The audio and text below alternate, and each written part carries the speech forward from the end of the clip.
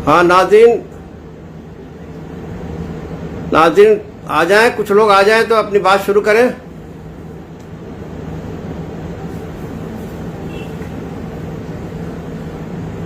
Comment करें, लिखें कुछ।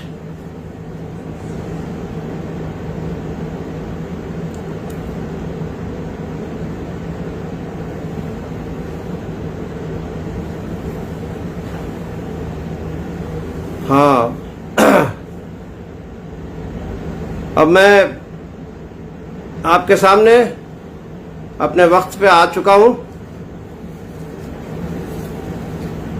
सबसे पहले पिछले जुम्मे को ईद का मुबारक दिन था।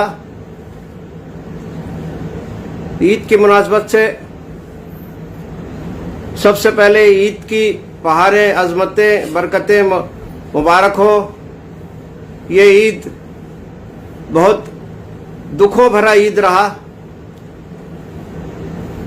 लेकिन चूंकि हम एक महीना रोज़ा रखते हैं, अल्लाह की बारगाह में इबादतें करते हैं, उसी का शुक्राने का नाम ईद है। मामूल के मुताबिक सबसे पहले अब जो और तशरीफ हमारे मिलने वाले, चाहने वाले नाजरीन आ रहे हैं, सबको अस्सलामु अलैकुम। मेरी आवाज़ आ रही है? आप सामीन में से कमेंट में लिखे, आवाज़ आ रही है? सबसे पहले ताज़ियती जुमले से शुरुआत कर रहा हूं मैं अपने इस प्रोग्राम का। इस 15-20 दिनों में हमसे ऐसे ऐसे लोग बिछड़े हैं, हमारे बीच नहीं रहे हैं, जो हमारे करीब थे या रिश्तेदार थे, या इतनी उनसीयत थी कि घर के जैसे थे। सबसे पहले हारिस बुक डिपो मुरादाबाद वाले, जिनसे हमारे बड़े अच्छे मरासिम थे। आवाज़ आ रही है? जी जी, चलिए, रिजवान साहब ने आवाज़ आ रही है बता रहे हैं, ठीक है। हारिस बुक डिपो वाले जो मुरादाबाद के थे, हम भाई शन्नू के नाम से उन्हें याद करते थे। नसीम अख्तर उनका नाम था। उनसे हमारे 25 से 30 साल से रिश्ता था तो कारोबारी रिश्ता, लेकिन बनते बनते वो एक घर की तरह रिश्ता हो गया था। उनके जाने का हमें बहुत गम है, हम बहुत रंजीदा रहते हैं। उनसे बड़े अच्छे हमारे मरासिम थे। उसके बाद जनाब ऐनुद्दीन खान साहब उर्फ छोटे बाबू, जमशेदपुर से उनका ताल्लुक है। हमारे वालिद साहब क़िबला से बहुत करीब थे। जी, जो अकरम भाई, अस्सलाम वालेकुम। और जो हमारे भाई शरीक होते रहे नाजरीन, सबको अस्सलाम वालेकुम। ये वालिद साहब क़िबला से भी बहुत करीब थे। इनके वालिद मैनेजर खां के नाम से मशहूर थे, जो मदरसा फैज़ुल उलूम की जब बुनियाद जमशेदपुर शुरुआत में पड़ी थी 1952-53 में, उस वक्त इनके वालिद बहुत पेश रहा करते थे और बहुत बड़े कॉन्ट्रैक्टर थे। पैसों से भी बहुत मदद की है वालिद साहब की।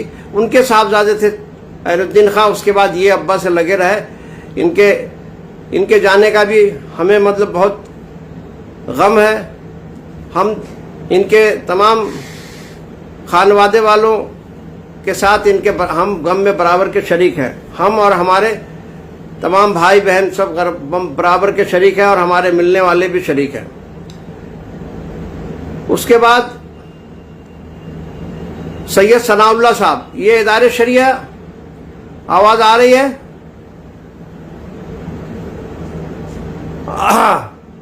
चलिए, शुक्रिया। पिछले बार असल में मैं जब आया था लाइव तो आवाज कट कट के आ रही थी। लोगों ने कुछ लिखा था लेकिन मैं उस पर ध्यान नहीं दिया और बोलते चला गया। सैयद सनाउल्लाह साहब, ये पटना में इदारे शरिया का जब क़याम वालिद साहब ने किया, तो उस वक्त से वालिद साहब के साथ थे। ये भी हमारे बहुत करीब थे और बड़े हमारी लगन थी, हमें इनसे बहुत ज़्यादा कुर्बत थी। वालिद साहब के बड़े चाहने वालों में से थे, उनके इदारे शरिया क़याम में, और शुरू से लेकर अब तक वो अब जो मुंतज़मीन है उनके साथ लगे रहे। पहले वालिद साहब के साथ लगे रहते थे। अब उसके बाद मौलाना नसीम हसन कादरी साहब मदरसा आलिया कादरिया बदायूं शरीफ के प्रिंसिपल थे। इनका इंतकाल पुरमलाल होता है। उसके दूसरे ही दिन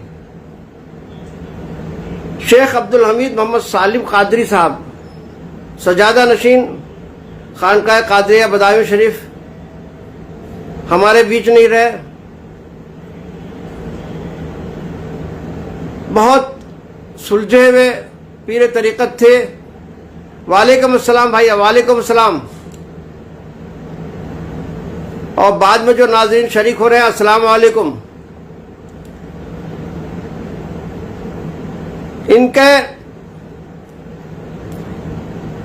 इनके नमाज जनाजा में कोरोना काल में होने के बावजूद लाखों लोग जमा थे, लाखों लोग अज़दहाम था।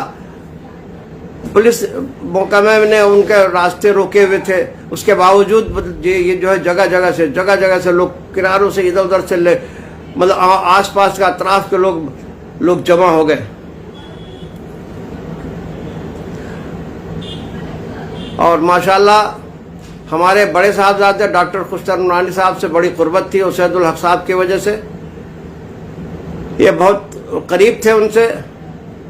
इनके जाने का हमें, हमारे साहबजादे को, हमारे पूरे कुंबे कबीले को बहुत बड़ा गम है। अल्लाह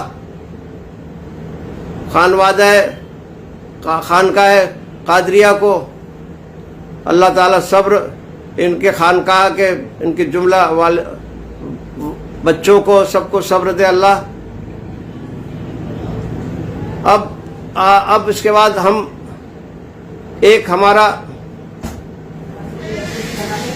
अतीकुर रहमान उर्फ बाबू भाई के नाम से मशहूर थे। इनकी उम्र 45 साल थी और ये हम इनको अहले सुन्नत और जमात का जाबाज सिपाही कहते थे। अभी हमने इसी नाम से इनको पुकारा। जब भी अहले सुन्नत जमात का कोई भी काम होता था, ये इस इलाके में पेश रहते थे। ख़ास तौर पे ये रबीउल शरीफ का जुलूस में बहुत पेश रहते थे और अहले सुन्नत काम के लिए बहुत आगे रहते। उसके बाद जनाब सैयद मोइन मियाँ काज़मी नवाबी लियाकती, ये भैंसवाड़ी शरीफ के खानकाह से बहुत करीब थे। कांग्रेस के दफ्तर में ट्रेजर के ऑफिस में इनके हेड ऑफ द डिपार्टमेंट थे ये, और बड़े सुलझे हुए आदमी थे, बड़े पीर परस्त थे। अब उसके बाद हमारे समदी साहब, छोटे साहबजादे मंजर सुबहानी के ससुर मोहम्मद जमील साहब, जो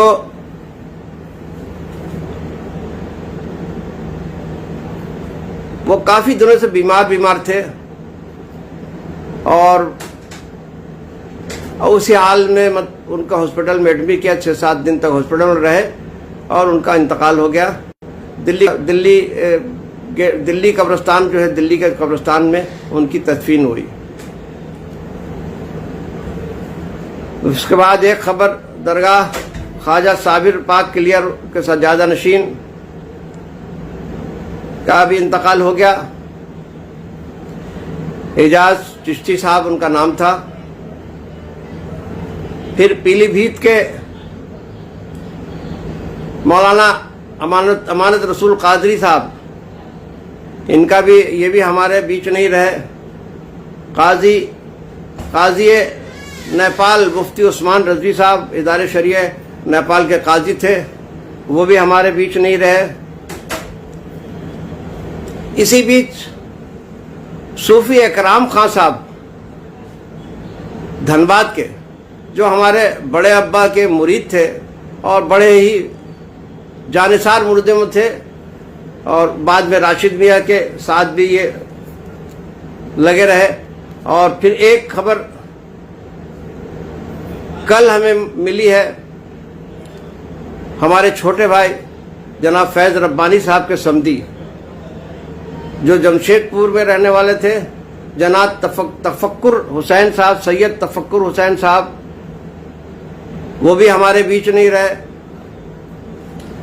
अब हम इन तमाम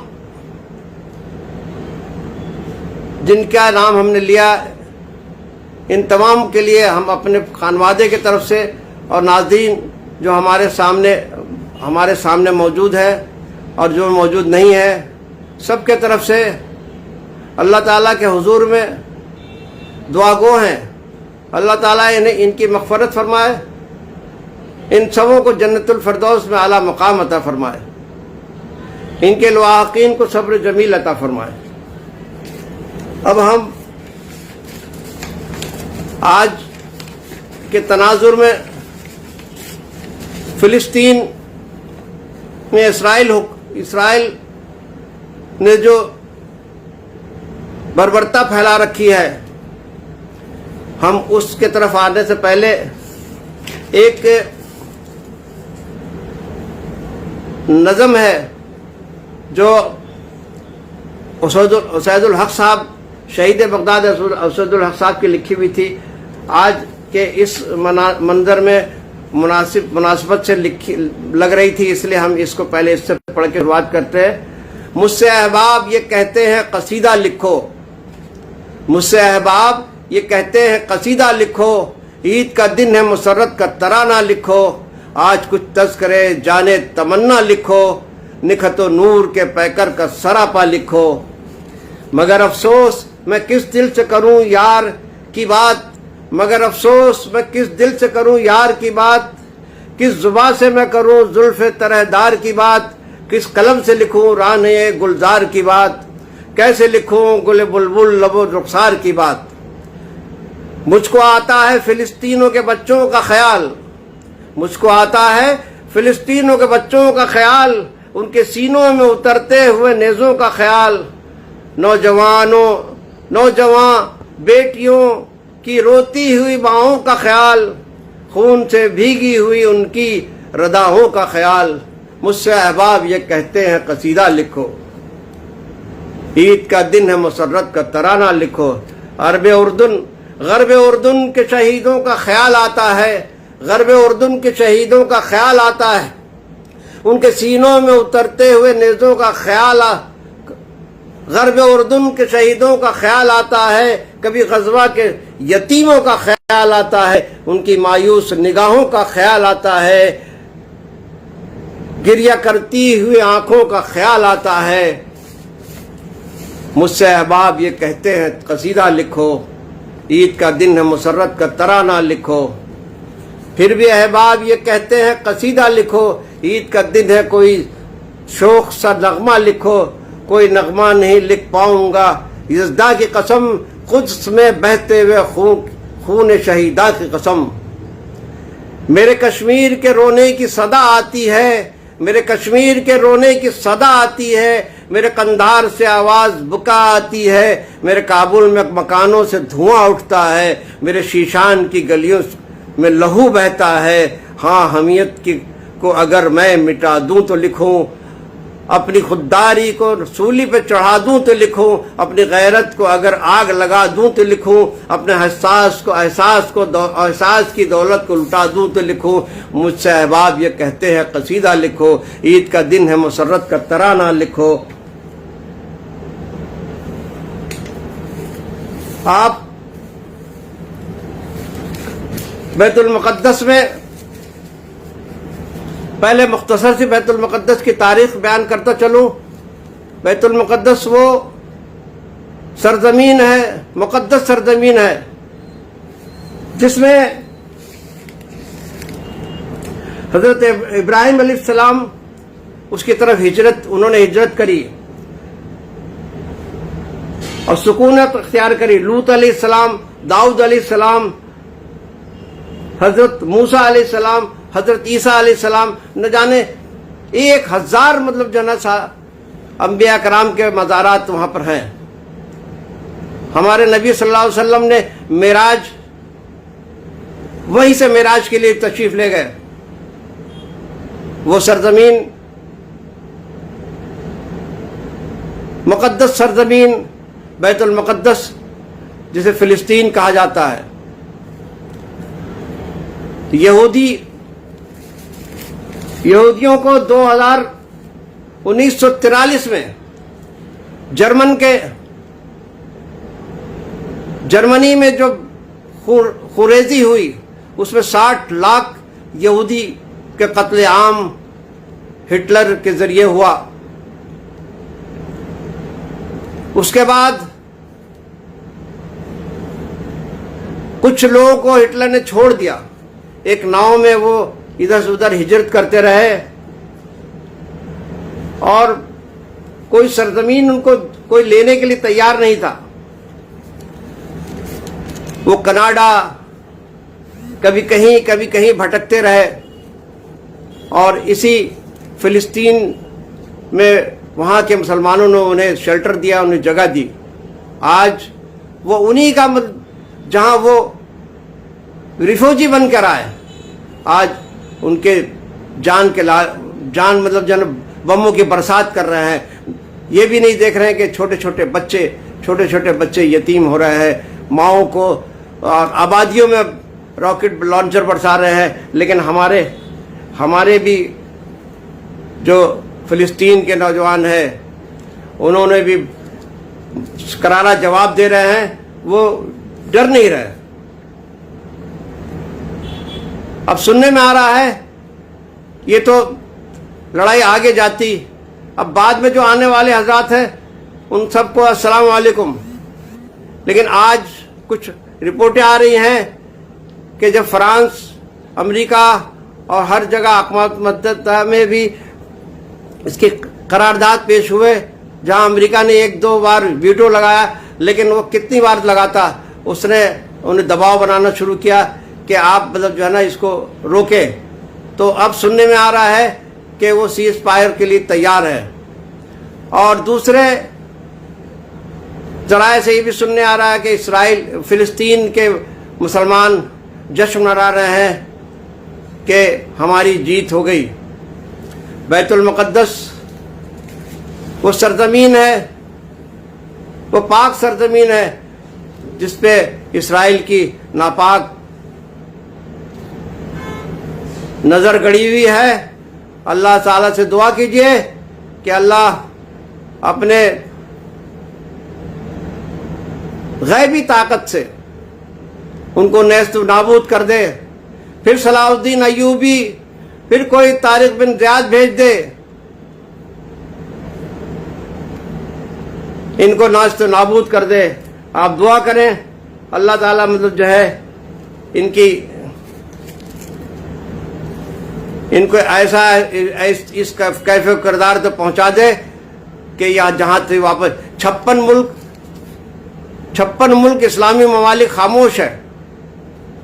एक सिर्फ और सिर्फ मतलब जो है, अगर कोई उर्दून है और आपके तुर्की उनके साथ दे रहे हैं, बाकी सब खामोशी से दिखा रहे हैं।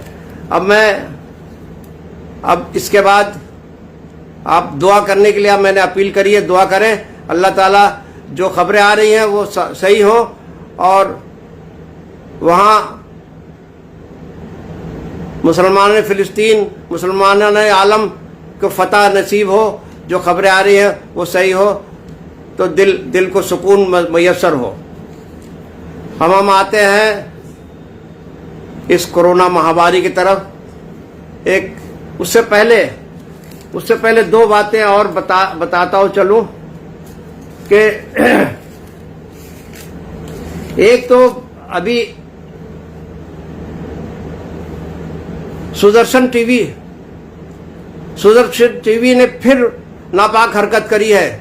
इसराइल के फेवर में उसने एनिमेशन के जरिए कुछ रॉकेट दिखा रहे हैं, रॉकेट से, जिसको आप लोगों ने भी देखा होगा, रॉकेट के जरिए नौजुबिल्ला गुम्बद खजरा को पड़खच्चे उतरता हुआ दिखा रहे हैं। हमारे जो नाज़रीन बाद में जो शरीक हुए हैं, सबको अस्सलाम वालेकुम। एक बात जो पिछली बार ही मैंने कहा था कि आप अभी फौरन हमारी बातों को अगर आगे तक ले जाना चाहते हैं तो शेयर करते जाएं। अभी हमारे लाइव प्रोग्राम के दरमियान ही शेयर करते जाएं ताकि हमारी बात आगे वालेकुम अस्सलाम। वालेकुम अस्सलाम। तो ये सुदर्शन टीवी, सुरेश चौहान उसके एंकर हैं। वो जो पिछली बार तो आपको याद होगा कि हमारे आईएएस और आईपीएस के इम्तहानात में मुस्लिम तलबा की अच्छी खासी तादाद कामयाब होकर आई, तो उसने चीख चीख कर एक प्रोग्राम शुरू करने के बारे में, मतलब पहले एक तरह से ऐलान करना शुरू किया कि हम मतलब जो है इनके सबके पोल खोलेंगे, ये कैसे बन के आ रहे हैं, अगर ये आ रहे हैं तो ये जाएंगे और सरकारी महकमे में और ये आतंकवाद फैलाएंगे और ये करेंगे वो करेंगे। ये फिर हाई कोर्ट तक बात गई और हाई कोर्ट ने इनकी खिंचाई करी और प्रोग्राम को निरस्त कर दिया। अब ये फिर इसने मतलब जो है ये कदम उठाया है, घिनौना कदम उठाया है, जिसको आवाज़ हमारे जमात की तरफ से रजा एकेडमी वाले आवाज़ उठा रहे हैं। हम आपसे भी कहते हैं कि आप भी आवाज़ उठाएं और इस आवाज़ ऐवान बातिल तक, अमित शाह को लेटर लिखा है रजा एकेडमी वालों ने, आप भी लिखें और इस तरह के जो प्रोग्राम करते हैं, इस तरह के, ये सिर्फ जो आज का माहौल कोरोना में जो नाकामी दिख रही है, इस सरकार की नाकामी दिख रही है, उसको छुपाने के लिए इस तरह के प्रोग्राम की, इस तरह से माहौल पैदा करने के लिए अपने जो गोदी मीडिया की जो टीवी है उसको इस्तेमाल करते हैं। एक दूसरा वाकया ये भी उसी से जुड़ा हुआ है। दूसरा बाराबंकी के मस्जिद राम सैनी घाट में गरीब नवाज मस्जिद का वाकया है, जो कि हमारे संविधान में आज़ादी के बाद से ये था कि ये लिखा हुआ है कि आज़ादी से पहले, 100 साल पुरानी मस्जिद है, आज़ादी से पहले जो भी मस्जिद और जो भी मतलब प्रोग्राम जो भी थे, मतलब उसको आप एज इट इज़ रहने का हुक्म है, चाहे वो मंदिर हो, मस्जिद हो, दरगाह हो, उस पर छेड़छाड़ नहीं करने का। लेकिन ये बीच में मस्जिद जो आपके रोड पड़ रहा हो या कोई तामीरी काम सरकारी हो रहा है, तो उस मौके पे इसको डेमोलिशन करने का मतलब सरकार बनाती है और उसको थोड़ा हटा के जगह देती, कुछ करती है। लेकिन ये मस्जिद तो रोड से दूर था और वहाँ के मुंतज़मीन ने पूरे कागजात भी जमा किए, 16 तारीख को किया, लेकिन वो रुकी नहीं और रातों रात वहाँ पर कर्फ्यू तो चल ही रहा है और सख्त करके और रातों रात ढहा दिए गए। उसके अंदर कुरान शरीफ और मजहबी किताबें, पंसूर जात, सबकी बेहरमती हुई। ये ऐसा वाकया है। अब ये इनका मकसद सिर्फ ये है कि 9 महीने के बाद इलेक्शन आने वाला है, ऐसा माहौल साजी करें, ऐसा माहौल बनाएं कि अब ये दिखाया जाए, हिंदू मुसलमान किया जाए। हाँ, लाइन थोड़े से कट डिस्टर्ब हो गया था। तो अब इसके बाद हमें बहुत सूझबूझ से काम लेना है, चूंकि वहाँ की इंतजामिया, मस्जिद की इंतजामिया के लोग कोर्ट पे जा रहे हैं, रुजू कर रहे हैं, इसलिए कि ये बिल्कुल नाहक हुआ है, ये काम नाहक हुआ है, इसलिए कोर्ट में जा रहे हैं। वो जाने के बाद वो कोर्ट में इस बात को रखेंगे। हमें इश्तियाल नहीं करना है। वो चाह रहे हैं कि इश्तियाल में आए, रोड पे आए, चीखे चिल्लाए, एक माहौल साजी करें, हमें वो करना नहीं है। हमें बहुत सूझबूझ से काम लेना है। और अब आइए इस कोरोना की तरफ बात मैं करता हूँ। 2016 में नोटबंदी में हमारे मोदी जी ने नोटबंदी करके जो लाइन लगा के लाइन की शुरुआत करी, पहले नोटबंदी में लाइन लगी, उसमें कितने लोग मारे गए, नोटबंदी का नतीजा क्या है वो सबको मालूम है। फिर जीएसटी का लगा, फिर उसके बाद फिर उसने मतलब उपलब्धियों की लाइन लगा दी, उपलब्धियों की लाइन लगा दी, क्योंकि इलेक्शन आना 2017 में यूपीएस इलेक्शन की वजह से लाइन लगा दी, जीएसटी में लाइन लगी। फिर कोरोना दोबारा, जब कोरोना के पहला मुफ्त चला था उसमें लोग ट्रेनों में बसों में जो जा रहे थे उसमें लाइन लगी। ये लाइन का ऐसा सिलसिला चला। अब इस वक्त जो लाइनें दिख रही हैं वो तो दिल को दहला देने वाली लाइनें हैं। अस्पतालों में लाइनें, अस्पतालों में लाइन, बेड हासिल करने के लिए लाइन लगी हुई है। ऑक्सीजन कमी पड़ी, ऑक्सीजन के लिए लाइन लग गई। और उसके बाद शमशान घाट में कभी नहीं देखा गया होगा, शमशान घाट में आखिरी रस्म पूरा करने के लिए वहां लाइन लग गई। उसके बाद फिर आप देखिए कि अब आप नया नजारा ये देखने को मिल रहा है कि नदियों में लाइन लग के मतलब जो है ना लाशें बह रही हैं, जिसको लोग वो 700-800 पद कहते हैं, लेकिन वो लोग बता रहे हैं कि वो छोटी तादाद नहीं है, वो बहुत बड़ी तादाद है। वो 2000 से ऊपर लाशें हैं। एक जगह अभी 2 दिन पहले दिखा रहा था, पापामो में नदी के पुल के ऊपर से कोई वीडियो बना रहा था, न्यूज सोशल यूट्यूब वाला न्यूज वाला, और वो दिखा रहा था कि बता रहा है 1 मील तक मतलब जो है लाशें बिछी पड़ी हैं। हुआ क्या कि जो लाशें निकली उसको वही गड्ढा खोद के, बारिश हुई, आंधी तूफान चला तो लाशें नीचे ज्यादा खोदा नहीं गया था, दिखने लगी। अजीब मंजर है यार, मतलब ऐसा अल्लाह का कहर है, ये अल्लाह का कहर है, ये कहर खुदावंदी है, ये हमारे गुनाहों की सजा है। हमें अल्लाह को मनाने की कोशिश करना है। पहले भी मैंने कहा था, अब भी फिर कह रहा हूं, अल्लाह को मनाएं। रमजान का मुबारक महीना गुजरा है, जो बाद में आए हैं उन सबों को अस्सलाम वालेकुम।